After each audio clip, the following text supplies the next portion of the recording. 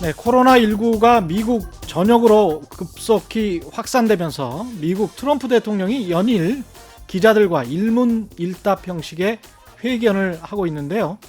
코로나19에 대응하기 위해서 또다시 2조 달러, 우리 돈 2,500조 원의 인프라 예산 법안을 처리하자고 말했습니다. 그 돈으로 도로, 다리, 터널 등을 만들고 보수하겠다는 건데요. 그 많은 돈은 어떻게 마련할 거냐? 트럼프 대통령의 답변은 간단합니다. 빌리면 돼. 지금 사실상 제로 금리잖아. 빌리면 되지. 그리고 장기적으로 갚으면 돼. 부담 전혀 안 돼. 돈 마음대로 찍어내고 또 돈 빌리고 그래도 돈의 가치는 흔들리지 않고 오히려 올라가고 또 마음대로 찍어내고 대통령이 빌리면 돼. 부담 안 돼. 라고 말할 수 있는 유일한 나라 미국, 패권국 미국. 달러가 정말 깡패입니다. 이건 정말 부럽네요. 안녕하십니까. 세상에 이익이 되는 방송 최경영의 경제쇼 출발합니다. 저는 진실탐사 엔터테이너 최경영입니다. 유튜브 오늘도 같이 갑시다.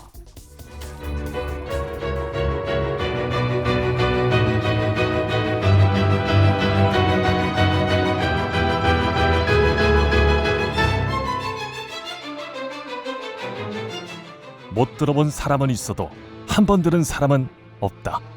안 들으면 손해, 들으면 진짜 유익. 좌우 상하 남녀노소 누구에게나 꼭 필요한 최경영의 경제쇼. 네, 수요 심화 토론 시간인데요. 오늘은 소개가 필요 없을 분 나왔습니다. 오건영 신한 AI 자본시장 분석팀장 나오셨습니다. 안녕하세요. 네, 안녕하십니까. 예, 지난번에 나오셔서 아주 깔끔하게 금리, 환율 뭐 이런 것들 정리해 주셔서 너무 감사하고요. 근데 이제 코로나 사태 원인과 분석, 대책 이런 거 할 때 이제 우리가 주식시장, 채권시장, 환율 다 이렇게 네. 지켜보지 않습니까? 네, 그렇습니다. 그 자본시장 분석팀장으로서 또 신한에서 이렇게 쭉 지켜보고 계실 거 아니에요? 네, 아무래도 이제 마켓은 계속 모니터링을 하고 있습니다. 그렇죠. 네, 네. 지금 상황을 어떻게 보십니까?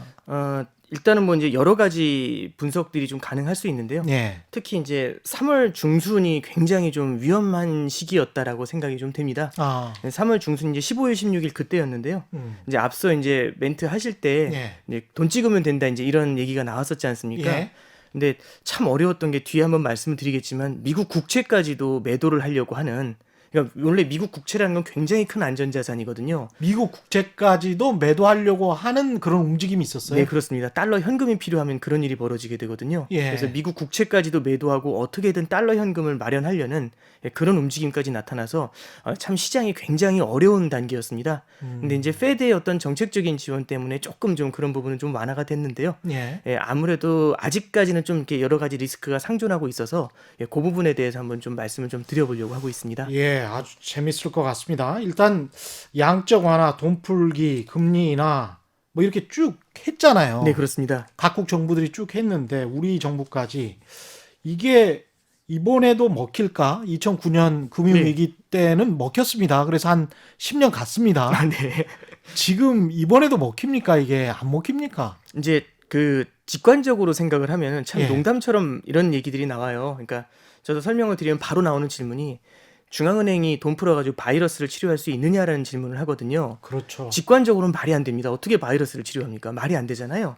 그렇죠. 예. 근데 이제 제 생각에는 조금 지금 현재 나타나고 있는 이런 금융시장에서 나타난 이런 일련의 현상이 단순히 바이러스 하나 때문에 나타난 것인가, 아니면은 바이러스에서 파생된 여러 가지 문제가 한꺼번에 터져나오면서 생긴 문제인가, 그런 관점에서 좀 해석을 해보는 게 어떤가 싶습니다. 그러니까 결국에는 원인이 정확히 진단이 되어야 거기에 대한 처방이 나오는 거거든요. 예. 그러니까 결국 원인은 코로나 때문입니다 라고만 하면은 중앙은행이 무슨 수를 써도 코로나를 치료를 할 수는 없어요. 그렇죠. 의사들도 그렇죠. 아니고 네, 의사들도 그렇습니다. 치료를 못 하는데. 네, 그거 예. 이외의 원인이 있다라면은 중앙은행이 할 수 있는 그런 여력들이 있을 수 있습니다.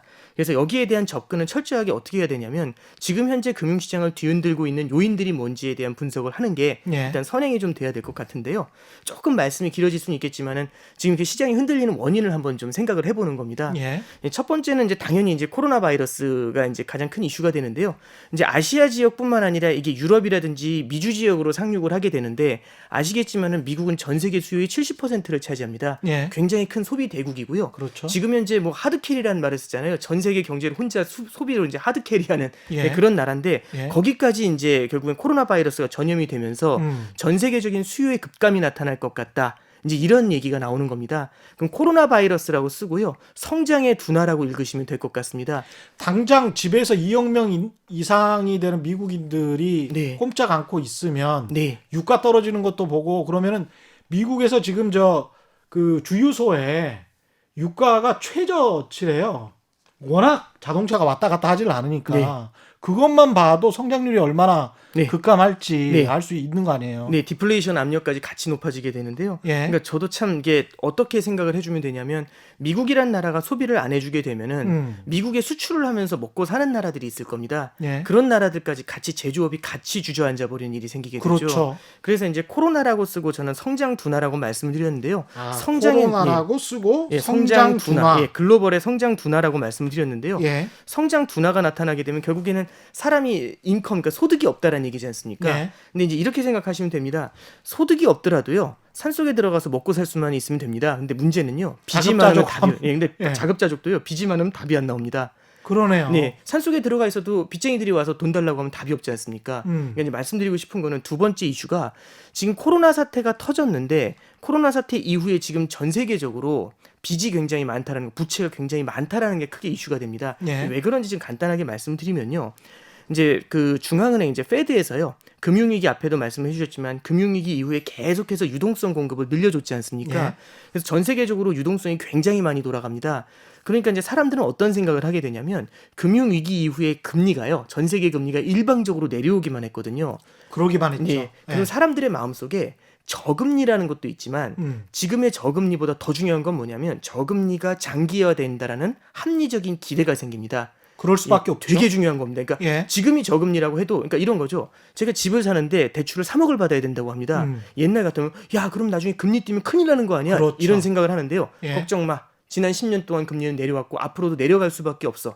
그러니까 저금리가 영원히 지속될 것이라는 합리적인 기대가 생기게 되면 사람은 과감히 빚을 끌어다가 대출을 받아가지고 집을 사게 됩니다. 예. 그러니까 말씀드리고 싶은 거는 결국에는 저금리 기조의 장기화 때문에 전 세계적으로 자산 시장에 대한 버블이 형성이 되는데요. 예. 대표적인 케이스가 이제 회사채 버블입니다. 그냥 쉽게 좀 설명을 해드리면 이런 거죠.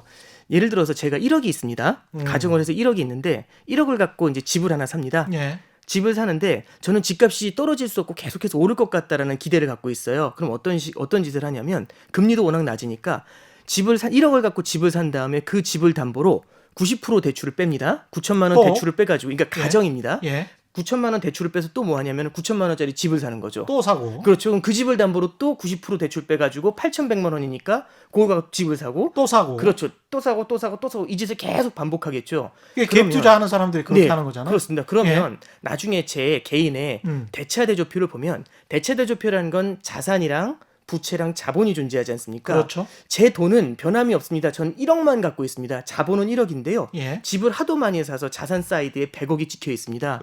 와. 그럼 부채가 99억이죠. 그렇죠. 근데 잠깐 한번 생각을 해보시면 코로나 사태 때문에 예를 들어서 금융시장이 조금 혼란해집니다. 그런 다음에 집값이 깔짝하면서 한 5% 떨어져요. 예. 그럼 옛날처럼 부채가 없었을 때는 큰 충격이 아니거든요. 1억만 있으니까. 그렇죠. 예. 근데 문제는 뭐냐면 지금 부채가 많은 상태에서는 예. 100억에서 5%가 떨어집니다. 그럼 오. 5억이 떨어지죠. 그럼 100억이나 있는데 상관없잖아. 그게 아니라요. 저는 제 자본은 1억밖에 안 되고요. 99억이 부채입니다. 예. 근데 100억짜리 자산이 95억이 되잖아요. 그럼 얼굴이 하얘질 수밖에 없죠. 제 자본은 모두 날아가는 겁니다. 그렇죠. 그러면 이제 여기서 예. 어떻게 되냐면 이제 예를 들어서 이런 겁니다. 이게 지금 미국 회사채 시장에서 나타나는 현상들인데요. 아. 헤지펀드와 같은 금융기관들이 이렇게 빚을 내면서 낮은 금리에 빚을 내면서 회사채를 사들이기 시작했거든요. 예. 회사채 시장이 워낙에 이렇게 좀 이렇게 화랑이었습니다. 버블이라기보다는 워낙 화랑이다 보니까 이런 데다 계속 투자를 했던 건데 지금 이제 코로나 사태로 성장 둔화가 나오면서 시장이 살짝 흔들리게 되니까 이 결국에는 굉장히 큰 충격으로 다가오지 않습니까? 부채가 워낙 많으니까요. 그럼 어떻게 되냐면 이제 조금 이제 어려운 표현을 씁니다. 이제 대출을 받았잖아요. 이제 회사채를 담보로 대출을 받았잖아요. 네. 근데 회사채 가격이 좀 떨어졌죠. 예. 그럼 이 대출이 단기 대출이라서 연장을 해줘야 됩니다. 근데 연장을 하려고 하는데 금융기관에서 얘기하는 거죠. 아니 그때는 이 회사채 가격이 1억이었는데 지금 회사채 가격이 9천만 원으로 떨어졌어요. 담보 가치가 떨어졌으니까 추가로 담보를 넣거나 네. 아니면 대출을 상환하세요. 둘 중에 하나를 고르세요라고 얘기하는 거죠. 그렇죠. 그러면 이제 저는 이제 현금이 없지 않습니까? 예. 그럼 이제 얼굴이 하얘지는 겁니다. 그냥 앉은 자리에서 파산을 할 수는 없잖아요. 그럼 어떻게 하냐면 어떻게든 현금을 마련해야 되는 일이 벌어지게 됩니다. 그렇죠. 자, 그래서 여기까지만 간단히 정리해드리면 예. 코로나 사태라고 쓰고 성장의 둔화, 인컴의 둔화, 그러니까 소득의 둔화라고 말씀을 드렸어요. 소득이 둔화가 될 때 투자자들은요. 그냥 일반적인 상태에서 소득이 조금 줄어드는 건 크게 문제는 없지만 대출이 많은 사람한테 돈을 빌려준 사람입니다. 예. 근데 그 사람이 예를 들어서 회사를 그만두려고 한다. 이직을 하려고 한다. 그럼 굉장히 좀 두렵겠죠. 예. 왜냐하면 빚이 많은 상태에서 내 빚이 떼일까 봐 이런 것들이 굉장히 두려울 겁니다. 그래서 말씀드리고 싶은 거는 코로나 사태라는 점이 하나가 있고요.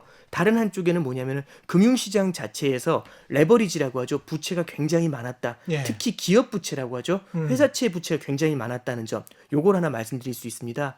그다음에 이제 하나 더 말씀을 드리면 국제 공조의 균열이라는 걸 하나 말씀드릴 수 있는데요. 예. 조금 어렵게 들리실 수 있지만 내용은 간단합니다. 이제 원유 시장에서는 원래 어느 정도는 문제점이 좀 나타나고 있었어요. 이제 2005년도 이후에 미국의 셰일 오일에 대한 기술이 이제 발달을 하기 시작을 합니다. 그렇죠. 예. 그러면서요 전통적인 산유국들이 참 힘들어지거든요. 전통적인 산유국들이 누가 있냐면은 사우디가 있고 러시아가 있습니다. 그리고 여기에 이제 미국까지 끼어들어오게 되는 거죠. 쉐일 때문에. 네, 그렇습니다. 예. 그럼 여기서 잠깐 요걸 돌려가지고 ABC라는 상인이라고 한번 가정을 해보죠. ABC 상인은 뭘 하냐면 다 짜장면을 팝니다. 셋 다 짜장면을 파는데요. 셋이 하나씩 한 그릇씩 팔아요. 근데 시장에 수요가 3명이 있어가지고 3개의 짜장면을 3명이 먹습니다. 그러니까 수요와 공급이 균형이 딱 맞아요, 현재는. 그렇죠. 근데 문제는 뭐냐면 C라는 사람이 아 나는 돈을 더 벌고 싶어라고 하면서 짜장면을 2개를 생산합니다. 예. 그럼 어떤 일이 벌어지냐면 4개가 되죠. 공급이 늘어나잖아요. 예. 공급이 늘어나면 당연히 가격이 떨어지게 떨어지죠. 됩니다. 예. 그러면 이제 어떤 일이 벌어지냐면 C는 그래도 가격이 떨어지더라도 2개를 팔기 때문에 마진이 높아져 있잖아요. 그래서 그렇겠죠. 상관이 없습니다. 근데 예. 문제는 뭐냐면 A하고 B가 굉장히 안 좋아지죠. 왜냐면 예. 가격이 떨어지니까 마진이 줄지 않습니까? 그렇죠. 그래서 A가 신경질이 납니다. 그래서 A가 뭐라고 하냐면 나 짜장면 생산 안 해. 딱 이렇게 하는 거죠. 그럼 A가 짜장면 생산을 안 합니다. 그럼 B가 하나, C가 2개를 생산하고 있잖아요. 예. 그럼 어떻게 되냐면은 3개 다시 균형이 맞으면서 가격이 올라갈 겁니다. 그렇죠. 그럼 와 이제 다시 돌아왔네. 이게 중요한 게 아니라 A만 독박 쓴 거죠. A의 마켓 시어를 누가 뺏긴 거냐면 C한테 완전히 고스란히 뺏긴 겁니다. 그렇게 되네요. 네. 예. 그럼 여기서 이제 말씀드리고 싶은 건 사우디의 되게- 마켓 그렇습니다. 쉐어를 미국이 다 가져가게 네, 됐고. ABC가 결국 사우디, 러시아, 미국이 되는 거거든요. 그렇죠. 미국은 계속해서 증산을 합니다. 음. 근데 장사가 안 된다고 A하고 B가 원유 가격이 너무 떨어지는 것 같다고 자기들은 감산을 하잖아요. 예. 한쪽은 증산하는데 자기들은 감산하면 밀려버리거든요. 그렇죠. 그러면 이쪽은 둘이 피해를 볼 수밖에 없는 상황. 그러니까 자기의 마켓 시어를 미국한테 뺏길 수밖에 없는 그런 상황이 됩니다. 예. 원래 2014년도 7월 달에는요. 국제 유가가 배럴당 105달러였습니다. 2014년에 105달러까지 갔었군요. 2014년도 예. 9월 달에 그 9월 달 이때 보면요. 국제 유가가 배럴당 105달러 정도를 찍거든요. 근데 그 국제 유가가요. 그때부터 이제 사우디하고 러시아가 이제 미국 셰일 기업들하고 경쟁을 시작해요. 도저히 답이 안 나온다. 원유 증산 딱 얘기를 하자마자 국제 유가가 105달러에서 2년 동안 떨어지면서 26달러까지 떨어져요. 예. 2016년 2월 달에 26달러를 딱 찍습니다. 예. 26달러를 딱 찍는 순간 이러다 다 죽겠다라는 얘기를 하면서 사우디하고 러시아가 손을 잡죠. 예. 그래서 2016년도 2월에 무슨 얘기를 하냐면은 우리 같이 감산합시다. 혼자서 감산하면 걔만 독박을 씁니다. 그렇죠. 근데 같이 감산을 하면 아무래도 충격이 덜하겠죠. 그래가지고 옛날에는요.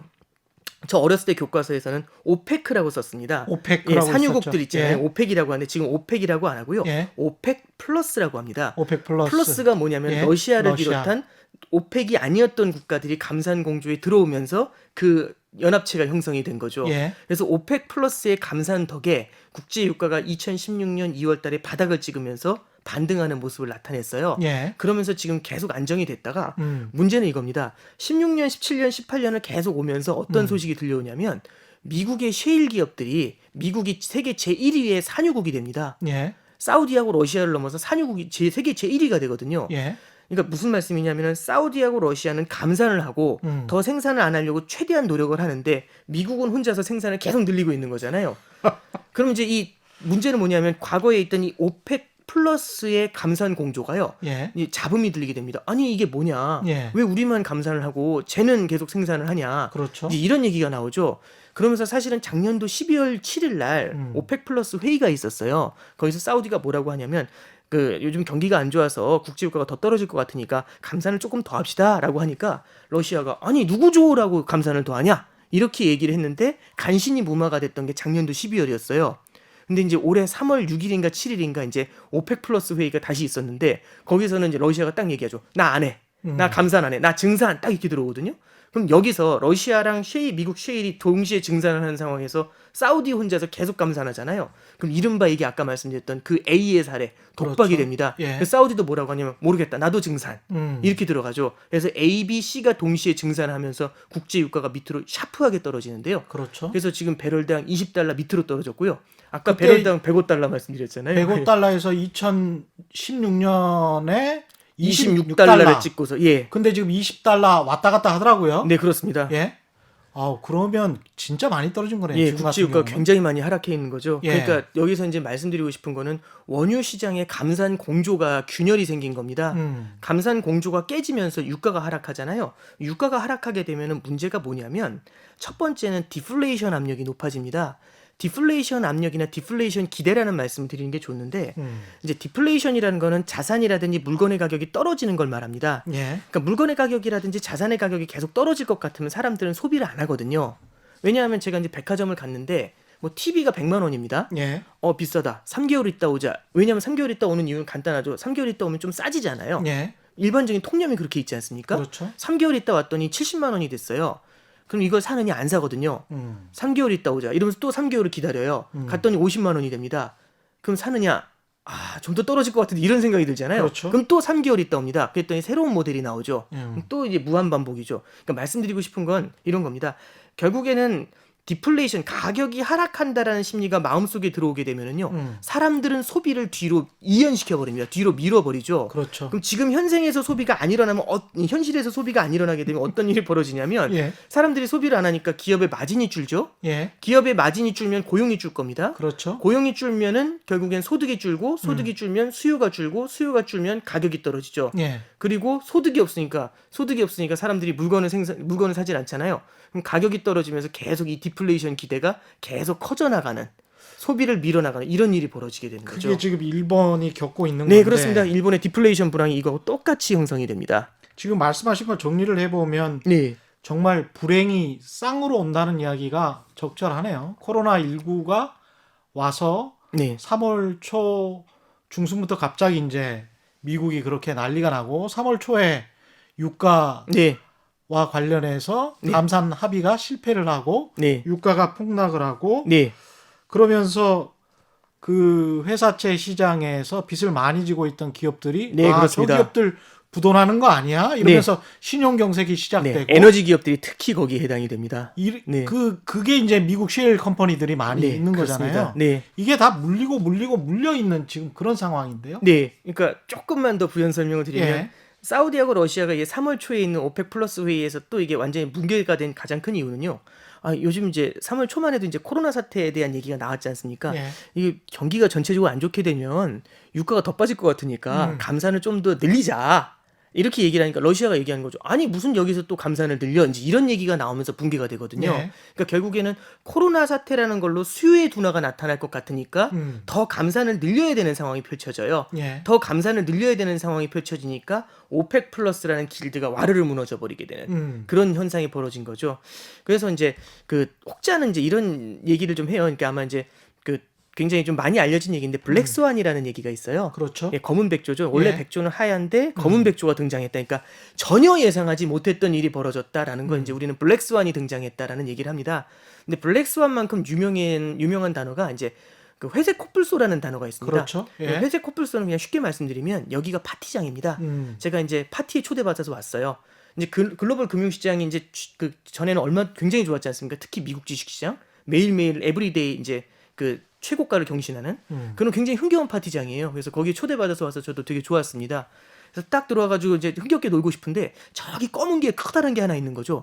저기 모여서 보니까 코뿔소 한 마리가 이렇게 잠자고 있는 거예요. 예. 그래서 제가 너무 쫄은 거죠. 제 열로 뛰어오면 그냥 한 방에 찍힐 텐데 이 그렇죠. 생각이 들잖아요. 1초 예. 만에 죽을 텐데 이 생각이 예. 드니까 제가 무서워서 이거 어떻게 해야 되지 이러는데 이제 거기 이제 친구가 얘기하는 겁니다. 저 헛방이라고 저거 저 10년째 잠만 자고 있다고. 쟤는 예. 일어나지 않으니까 절대 걱정하지 말라고. 예. 아니 그래도 제가 뛰어오면 아유 걱정도 하지 말고 그냥 놀아. 예. 이런 얘기를 하는 거죠. 그래서 제가 너무 무서워가지고 어떻게 노냐면 출구 쪽에서 이렇게 춤을 추고 있어요. 아. 무서워서 만약 일어나면 언제든 튀어나가려고. 예. 그런데 이제 친구가 또 와서 그러는 거죠. 뭐 겁먹어가지고 애가 왜 그러니 예. 들어와 괜찮아 하면서 거기서 즐겁게 춤을 추는 겁니다. 예. 회색 코뿔소라는 건요. 예. 사람들이 누구나 예상을 합니다. 기업의 부채 문제가 미국 기업들의 부채 문제가 심각하다. 굉장히 부채가 많다. 이런 것들 다 알려진 사실이거든요. 그렇죠. 작년도부터 뉴스 플로우 보시면 굉장히 많이 나온 얘기입니다. 예. 그런데 사람들이 애써 외면하죠. 지금 현재 경제가 잘 돌아가는 상황에서는 부채가 많다고 문제가 생기는 건 아니야. 예. 성장이 더 나아주니까. 그렇죠. 이제 이런 얘기를 하면서 애써 무시했던 겁니다. 그런데 이제 문제는 이제 블랙스완이 터지는 거죠. 그 파티장에 검은 백조 한 마리가 들어온 거고요. 그게 회색 코뿔소를 깨우면서 회색 코뿔소가 막 뛰어다니는 겁니다. 그럼 이제 그 파티장이 패닉으로 한순간에 바뀌어버리는. 난장판이 되겠죠. 예. 예. 그래서 지금 같은 경우는 블랙스완하고 회색 코뿔소가 한꺼번에 등장한 그런 케이스가 아닌가 이제 그렇게 좀 말씀을 좀 드릴 수가 있을 것 같습니다. 블랙스완과 회색 코뿔소가 한꺼번에 등장했다. 근데 이제 페드가 미 네. 연준이가 돈을 풀면서 네. 상황이 조금 금융시장은 진정되는 것처럼 보이는데 네. 어떻게 보십니까? 그러니까 이게 아까 전에 이제 세 가지 원인을 말씀드렸습니다. 네. 세 가지 원인이 코로나가 있고요. 예. 코로나 사태라는 게 있고 두 번째는 이제 금융시장의 부채 문제가 굉장히 컸다라는 말씀을 드렸고요. 세 번째는 국제 공조의 균열로 인해서 디플레이션 심리가 커진다라는 그랬죠. 말씀을 드렸는데요. 이 세 가지 중에서 중앙은행이 바이러스를 치료할 수는 없습니다. 그렇죠. 만약에 바이러스만 문제가 된다면 중앙은행이 할 수 있는 역할은 없어요. 근데 만약에 문제가 이 세 가지라고 한다면 예. 중앙은행이 할 수 있는 역할이 분명히 있습니다. 바이러스는 치료하지 못해도요. 뭘 할 수 있냐면 금융시장에 있는 거대한 부채 문제를 예. 최대한 억누를 수 있는 방법은 있겠죠. 그렇죠. 이게 첫 번째고요. 예. 두 번째는 유가 하락으로 인한 디플레이션 기대 심리가 커지는 거 있죠. 예. 이 두 가지를 어느 정도는 커버를 할 수 있을 겁니다.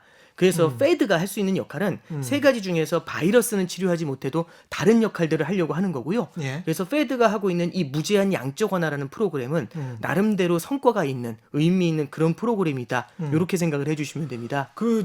그 이후에 유가 합의를 못하고 감산 합의를 못하고 이렇게 됐을 때 네. 트럼프 대통령이 좀 개입하려고 하는 듯한 그런 네. 뉴스가 나왔었는데 네, 그렇습니다. 네. 그게 실패했나 보죠. 일단은 첫 번째는 전략 비축률을 산다라는 얘기를 해요. 예. 아마 이제 많은 분들이 알고 계시겠지만 미국은 원유를 별도로 이렇게 따로 이제 저장을 한다라는 얘기를 그렇죠. 했지 않습니까? 예.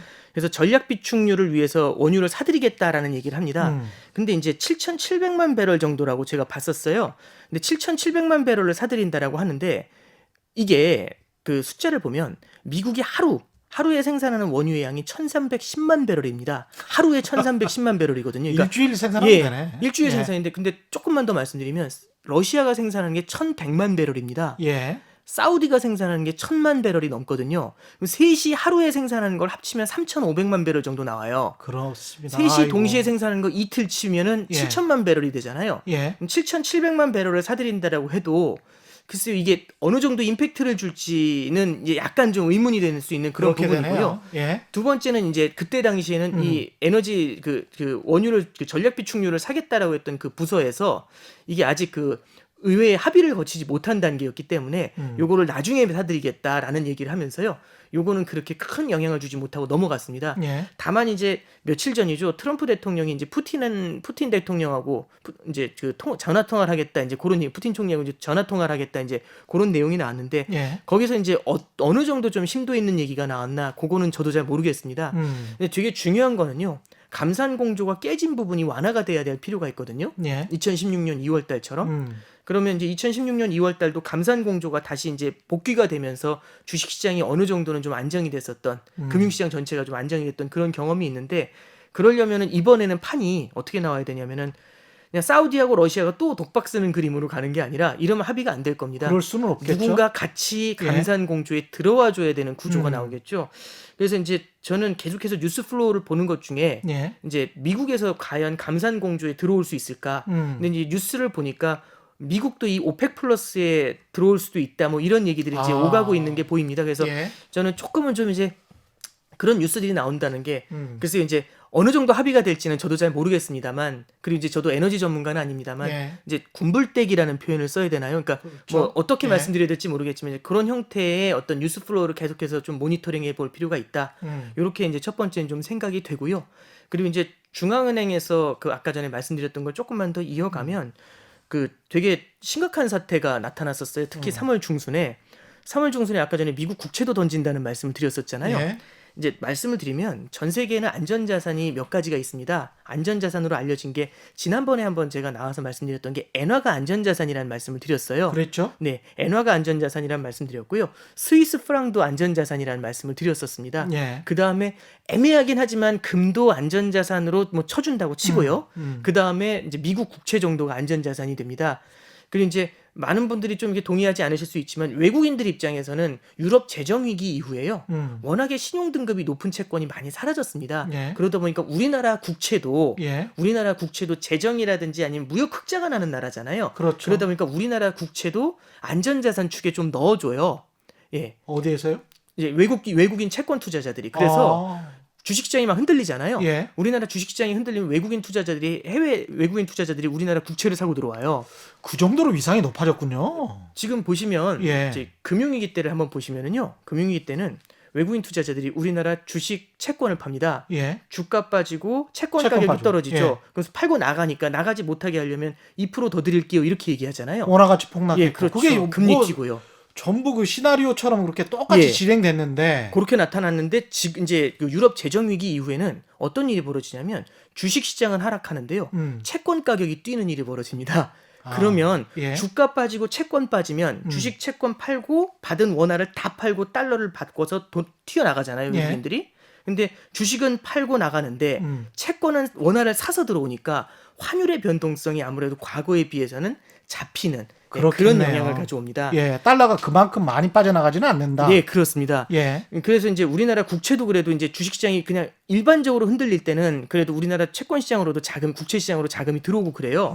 근데 이제 이번에는 이제 어떤 일이 벌어지냐면 제가 안전자산이라고 말씀드렸던 이 5가지 시리즈들 있지 않습니까? 예. 모조리 무너졌습니다. 왜 그러냐면 이렇게 초반에 코로나 사태 초반에는요 엔화가 강세로 갔어요. 말씀드렸던 것처럼 엔화가 이제 안전자산이니까 엔화가 달러 대비로 막 강세로 갔는데 딱 한 3월 10일이 넘어가니까 시장이 좀 이렇게 굉장히 힘들어집니다. 예. 그러면서 아까 말씀드렸던 것처럼 마진콜이 쇄도하는 거죠. 결국은 빨리 달러 현금을 내서 대출을 갚거나 예. 아니면은 뭐 담보를 더 내거나 막 이런 얘기를 막 하는 겁니다. 그랬더니 이제 막 그 깜짝 놀란 거죠. 그 금융기관들이 왜냐하면 예. 지금 당장 현금을 안 주면 죽을 테니까요. 그러면 현금을 확보하기 위해서 다른 모든 거 다 필요 없습니다. 예. 현금을 확보하기 위해서 무슨 짓이든 하거든요. 그렇죠. 제가 아까 전에 막 집을 여러 개 샀다고 했잖아요. 예. 현금을 메워주려면 제가 알고 보니까 쌈짓돈으로 미국 국채를 갖고 있었던 거예요.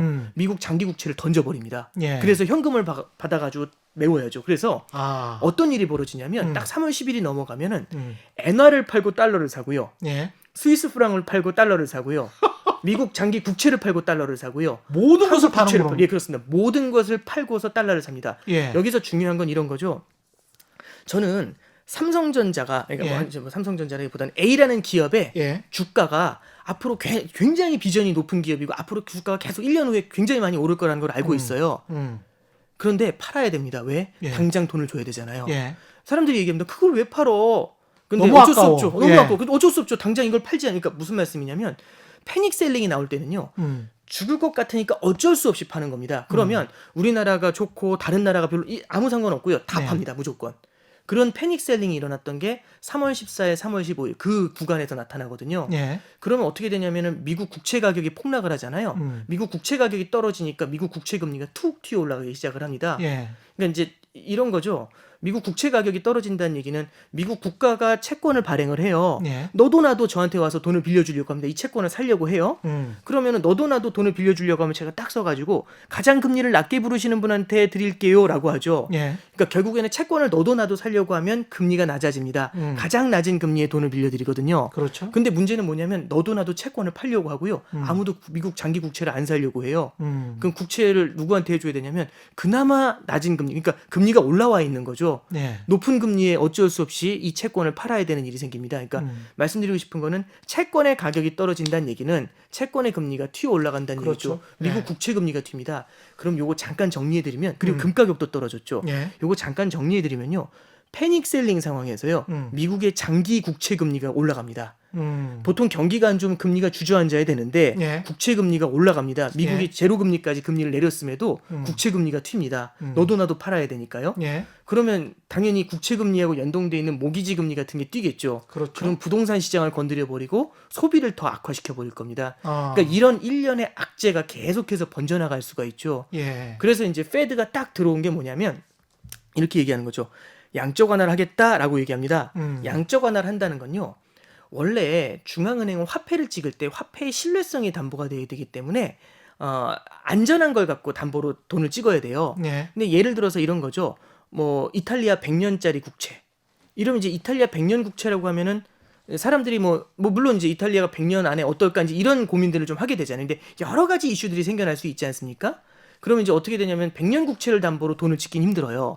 10년 국채, 5년 국채, 이탈리아 뭐 하루짜리 국채.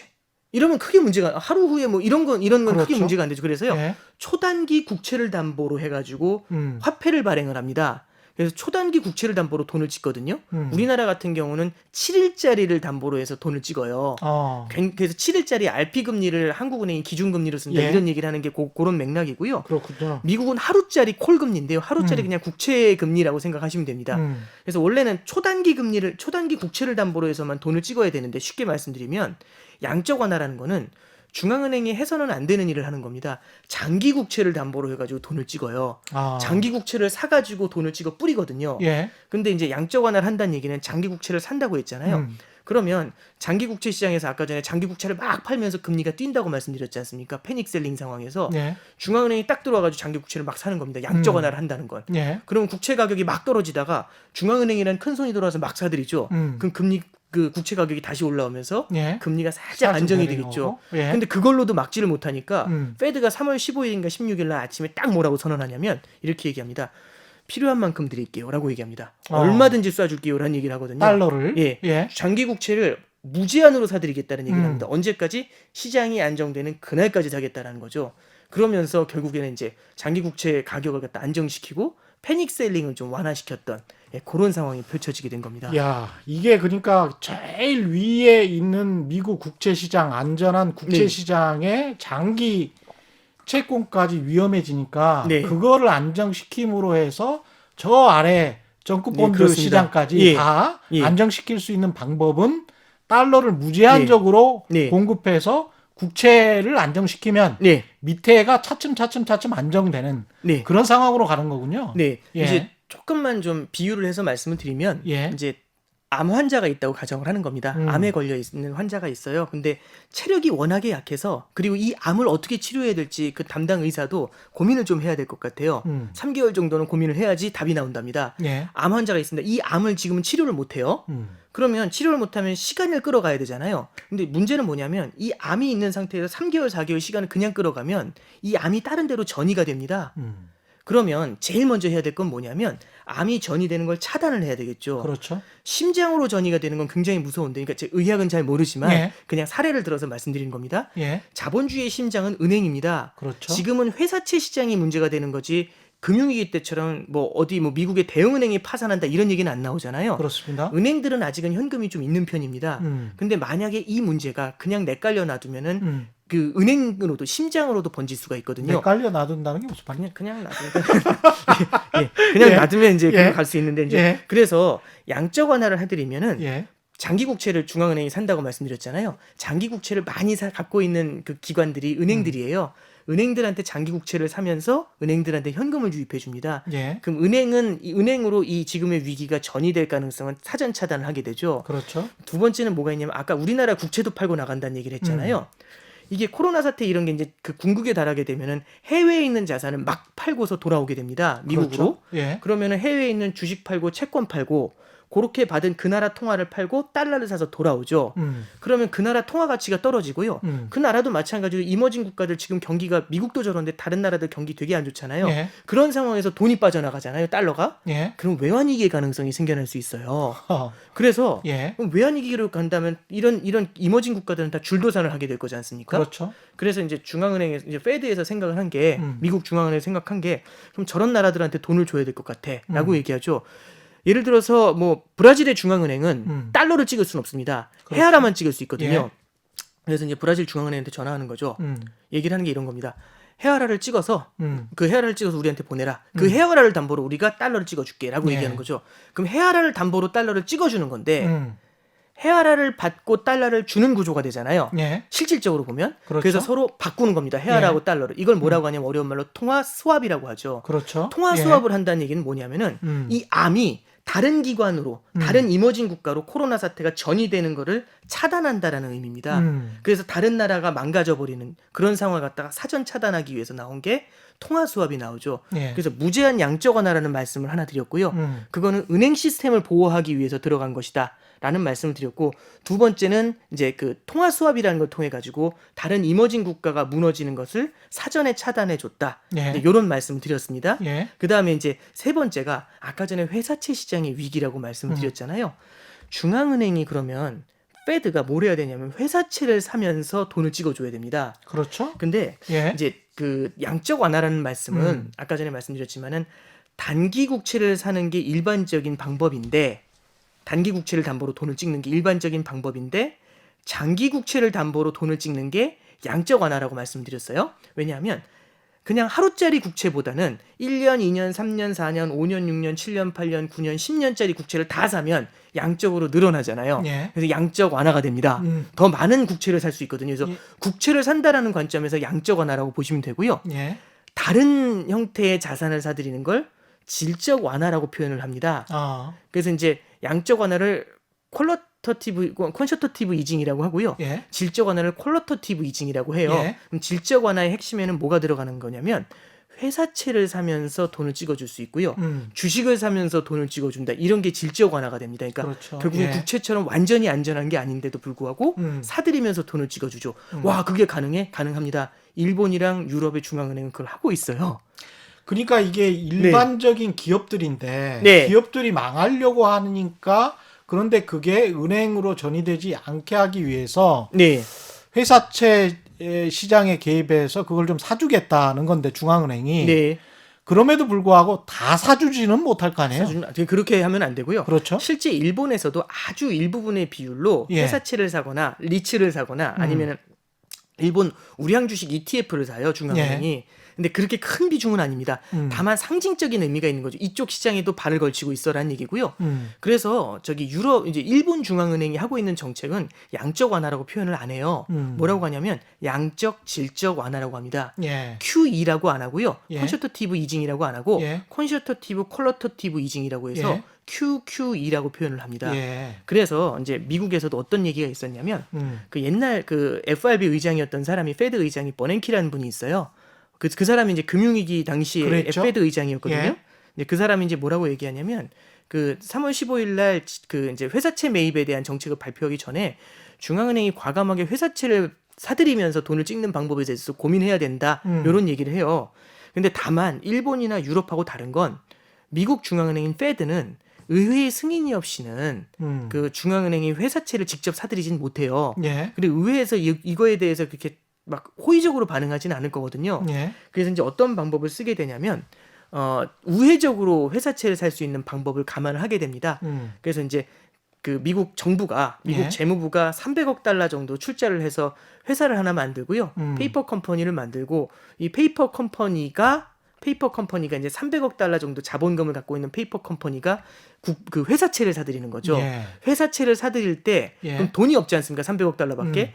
미국 중앙은행이 돈을 빌려줍니다. 페드가 돈을 찍어서 이 페이퍼 컴퍼니에 빌려줘요. 예. 근데 이제 그러면 그냥 겉으로 보는 구조는 어떻게 되냐면 정부 기관이 예. 정부가 보증하는 기관이 그 발행하는 채권에 돈을 쏴주는 그런 그러네요. 구조가 되죠. 그럼 예. 이 컴퍼니는 페드한테 정부 기관이 발행한 채권을 팔고 페드는 돈을 주죠. 이 돈을 갖고서 회사채를 사들이도록 예. 이런 프로그램을 준비를 해서 발표를 합니다.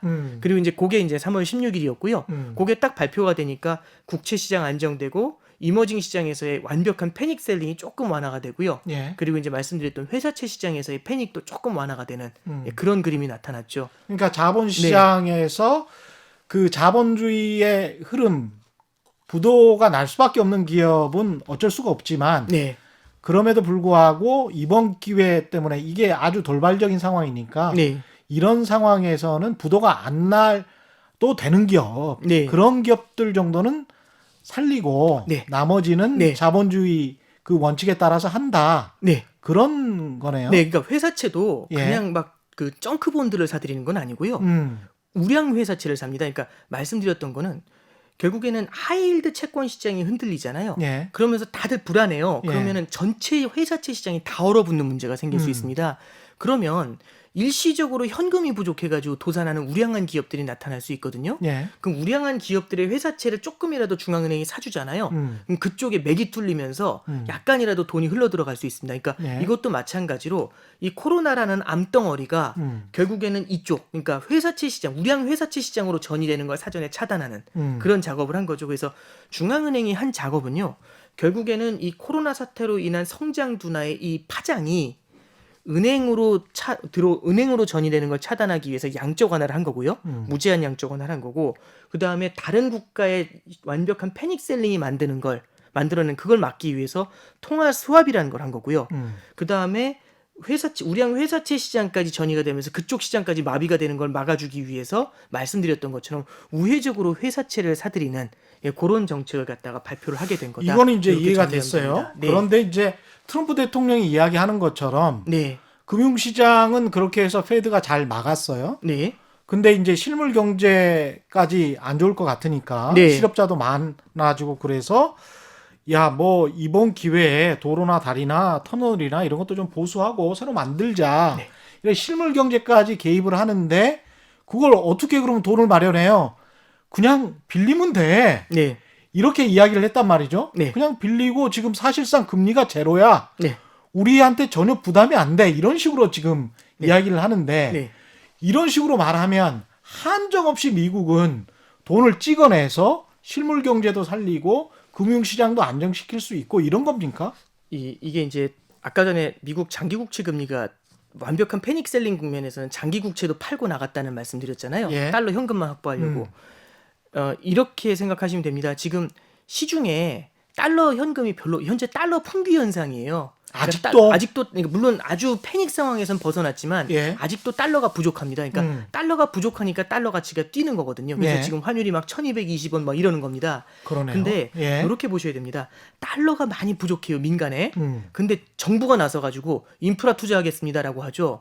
그럼 정부는 돈을 마련하는 건 결국에는 증세를 하거나 예. 아니면 국채를 발행하는 수밖에 없는데 지금 증세는 못 하죠. 그렇죠. 그럼 국채 발행을 하는데 2조 달러 국채를 발행합니다. 예. 그럼 2조 달러라는 국채를 발행한다는 얘기는 지금 그나마 달러가 없는 데서 정부가 들어가지고 2조 달러를 확 하고 빼간다는 얘기가 되는 거거든요. 그러네요. 그러면은 예. 시중에 돈이 더 말라버리겠죠. 예. 그나마 없는 달러를 정부가 다 뺏어간 거잖아요. 예. 그럼 달러 가치가 달러 환율이 더 올라. 하늘로 뛰어갑니다. 그러니까 예. 이렇게 되면은 달러 부족 현상이 생기면서 민간이 더 힘들어지는데 이걸 어려운 말로 구축 효과라고 합니다. 예. 그러니까 구축이라는 게 쫓아낸다는. 내쫓는, 예, 예. 그렇죠. 크라우딩 아웃이라는 그런 예. 표현을 쓰는데 이런 효과가 벌어지게 돼요. 그래서 구축 효과가 나타나게 되면은 시중에서 자금 구하기가 어려워지죠. 자금의 수요는 넘치는데 제발 돈 좀 주세요라고 하는데 예. 자금의 공급이 없어집니다. 그러면은 자금 값이죠. 음. 돈의 값을 저는 금리라고 생각을 하는데요. 음. 돈의 값인 금리가 그럼 탁 튀어 올라가요. 예. 경기가 안 좋은데 금리가 탁 튀잖아요. 예. 그럼 경기 자체를 완전히 찍어 눌러버리는 그렇죠. 그런 일이 벌어집니다. 예. 그래서 음. 아까 전에 말씀드렸던 것처럼 이제 트럼프 대통령이 얘기하는 거는 무제한 양적 완화를 하고 있잖아요. 예. 그럼 2조 달러를 갖다가 채권을 찍어서 발행을 해도 중앙은행이 중앙은행이 그걸 사들이는 방법이 있겠죠. 예. 이렇게 하면은 금리가 탁 튀는 현상을, 그러니까 2조 달러를 시중에서 빨아들이는 게 아니라 예. 중앙은행이 그 국채를 소화를 2조 달러만큼을 예. 소화를 해주면 또 크게 새로운 문제가 없지 국채를 않냐. 국채를 그렇죠. 발행하는 거죠. 네, 그런 이제 생각을 하는 거고요. 예. 다만 저는 이제 여기서 이제 어떤 정책을 좀 생각을 하고 있냐면 양적 완화라는 거는요. 예. 정해놓은 금액만큼을 사들이는 겁니다. 음. 근데 아마 지금 이제 페드에서도 그게 고민이 되고 있다고 하네요. 그러니까 일드 캡이라는 게 있습니다. 일드캡. 예. 일드 캡이라는 게 뭐냐면은 금리의 상한입니다. 예. 원래는 지금 기준금리를 우리는 갖고 있잖아요. 네. 한국은행 기준금리가 0.75%거든요. 0.75%짜리 기준금리라는 거는 정책금리라고 합니다. 예. 정책적으로 이 금리를 유지해 줄게요라는 얘기고요. 음. 이제 초단기 금리를 0.75%에 유지를 시켜주고 싶어 합니다. 예. 시중에 예를 들어서 돈이 모자라잖아요. 그럼 금리가 0.75보다 올라올 거예요. 예. 그럼 어떻게 하냐면은 한국은행에서는 자금을 확 풀어줍니다. 그럼 돈이 다시 넘치게 되면서 금리가 내려오게 되겠죠. 예. 금리가 내려오면 0.75%로 위로 올라갔던 게 쭉 내려오면서 0.75%를 맞출 겁니다. 예. 근데 돈이 너무 넘치잖아요. 그럼 0.75%보다 금리가 내려가겠죠. 예. 그럼 어떻게 되냐면 그때는 중앙은행에서 돈을 빨아들입니다. 예. 그럼 0.75% 밑으로 내려왔던 금리가 시중에 돈이 빨려 들어가면서 다시 올라오겠죠. 그래서 0.75%라는 레벨을 딱 맞춰주려고 하는 게 기준금리입니다. 예. 근데 말씀드렸던 것처럼 기준금리는 단기금리잖아요. 초단기 금리. 그렇죠. 그런데 이제 2차 세계대전 때입니다. 2차 세계대전이 끝난 다음에 미국에선 재건 수요가 있었어요. 결국엔 다시 다 건설을 해야 되잖아요. 예. 그래서 이제 어떤 그 정책을 쓰게 되냐면 국채금리 상한 정책을 씁니다. 예를 들어서 10년짜리 장기 국채금리가 2% 위로는 못 올라와 딱 하고 딱 정해버리는 거죠. 예. 그럼 2% 위로 만약에 금리가 올라오려고 하잖아요. 그럼 중앙은행이 돈을 풀어가지고 막 국채를 사들입니다. 예. 그럼 국채를 막 사들이니까 돈이 넘치잖아요. 예. 그럼 2% 위로 올라갔던 금리가 밑으로 내려오게 되겠죠. 그죠? 예. 그래서 2% 위로 올라가지 못하게 금리 상한을 만들어가지고 딱 찍어 누르는 그런 정책을 쓴 적이 있어요. 야. 1947년부터 예. 52년인가까지 썼을 겁니다. 마치 고정환율제처럼. 네, 그렇습니다. 예. 네. 고정금리제네. 네, 그렇죠. 예. 장기금 일본은 지금 장기 고정금리 쓰고 있어요. 예. 그 일드 커브 컨트롤이라고 해서 근데 예. 그 복잡한 얘기니까 넘어가고요. 음. 지금 그래서 이제 미국에서 이런 정책도 고민을 하고 있다라고 하는데 이 일드 캡 정책이 만약 나오게 되잖아요. 예. 그럼 어떤 일이 벌어지면 예를 들어서 10년짜리 장기 국채 금리를 0.8%에 고정 딱 이렇게 해버리잖아요. 예. 그럼 그 재무부에서 채권 발행을 아무리 많이 해도 이 금리가 튀어 올라오지를 못하겠죠. 시장에서 금리라는 것은 조정이 되고 움직여야 네. 되는데 중앙은행이 계속 사들이면서 금리를 찍어 눌러버리니까 이게 근데 정말 궁금한 게 네. 이렇게 한정없이 할 수가 있는 거예요? 미국 달러 그렇게 미국 달러가 대단한 건가요? 그러니까 네. 전 세계 시장이 네. 그냥 이번에도 뭐 똑같이 런포 캐시라고 했잖아요. 네. 네. 그래서 현찰인데 그 캐시라는 게 결국은 현찰 달러로 된 현찰을 말하는 거 아니에요? 네. 이게 항상 이렇게 되풀이 될 수밖에 없는 겁니까? 이제 그 뭐 이렇게 말씀드리는 예. 게 좋을 것 같습니다. 그러니까 저 같은 사람도 이런 게 걱정이 좀 많이 되잖아요. 예. 그럼 미국의 중앙은행은 예. 달러의 가치를 보존해야 되는 예. 달러의 신뢰를 확보해야 되는 미국 중앙은행 입장에서는 훨씬 더 큰 스트레스일 겁니다. 이게 언젠가 부채로 망하는 거 아니에요? 네. 다른 나라들 같으면 이미 망했을 것 같은데. 그렇죠. 다른 나라들 같은 경우는 함부로 돈을 찍으면은 예. 화폐 가치가 폭락을 하면서 하이퍼 인플레이션이죠. 그렇죠. 그래서 보통 은행들이 다 부실이 생겼을 때 이머징 국가에서 예. 은행들 부실을 메워주기 위해서 중앙은행이 돈을 찍어가지고 메웠었어요. 그런데 그걸 기가 막히게 알죠. 화폐의 공급이 늘어나니까 화폐 가치가 폭락을 하거든요. 예. 근데 이제 달러라는 거는 기축통화라는 거는 참 여러 곳에서 수요가 존재하지 않습니까? 그러니까 찍어도 그걸 받아줄 수 있는 수요가 존재한다는 게 굉장히 강한 메리트가 됩니다. 그래서 이제 조금만 정리해서 말씀드리면 중앙은행도 이 부분은 굉장히 고민을 많이 할 거고요. 예. 그럼 이제 이렇게 생각을 하시면 됩니다. 지금 중앙은행이 해야 되는 가장 큰 역할 중에 하나는 뭐냐면 시간을 끄는 겁니다. 시간을 아까 끊는다. 전에 말씀드렸던 것처럼 예. 주치의가 이 암을 어떻게 치료를 해야 될지에 대한 안이 확실히 나올 때까지 음. 다른 데로 전이되지 않도록 최대한 시간을 끌어주는 게 지금 중앙은행이 해야 되는 역할입니다. 근데 만약에 자 금융시장이 조금 안정이 되고 그리고 좀 분위기가 좀 좋아지려고 해요. 그럼 중앙은행은 이걸 어떻게 해서든지 막기 위해서 정말 엄청난 돈을 뿌린 거거든요. 예. 우리 같은 사람들 다 고민할 정도로 예. 어떡하지 저 큰일 나는 거 아니야 이런 느낌이 들 정도로 돈을 뿌려준 건데 예. 그럼 만약에 경기가 조금 돌아서는 모습이 나타나거나 예. 코로나 사태가 좀 갑자기 좀 완화가 되면서 경기가 빠르게 돌아선다거나 예. 만약 이러면 중앙은행은 어떻게 움직일까 그 생각이 드는 겁니다. 그렇죠. 그럼 중앙은행은요 너무 많이 풀었잖아요. 그렇죠. 이거를 빠르게 회수하려고 할 겁니다. 그러면 금리가 급등하는 거 아니에요? 그러니까 이제 여기서 말씀드리고 싶은 게 예. 이제 그 뭐냐면은 경기가 좋아지는 만큼 이렇게 돈을 경기에 충격을 주지 예. 않으면서 자금을 땡겨야 되거든요. 예. 자금을 빨아들여야 되거든요.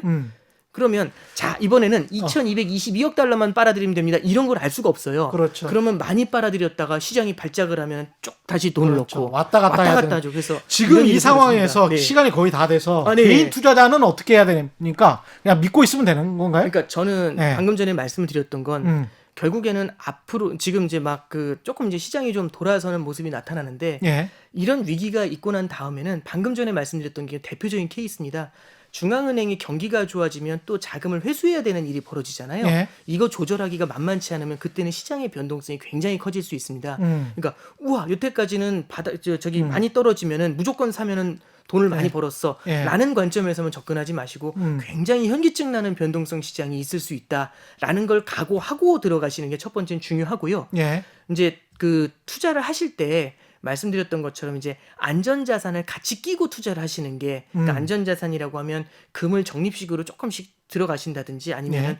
뭐 달러를 조금씩은 중장기적인 관점을 보면서 들어간다든지 그러면 주식시장이 또 흔들릴 때에도 무언가 포트폴리오를 받아주는 그런 자산들이 존재할 겁니다. 그래서 그런 자산들에 대해서도 아울러 고민을 하시면서 이제 투자를 하시는 게 어떤가 뭐 그런 정도 지원을 드리려고 합니다. 오늘 말씀 감사합니다. 지금까지 오건영 신한 AI 자본시장 분석팀장과 함께했습니다. 고맙습니다. 감사합니다. 예, 최경영의 경제쇼 오늘 준비한 내용 여기까지였습니다. 지금까지 세상에 이익이 되는 방송 최경영의 경제쇼였습니다.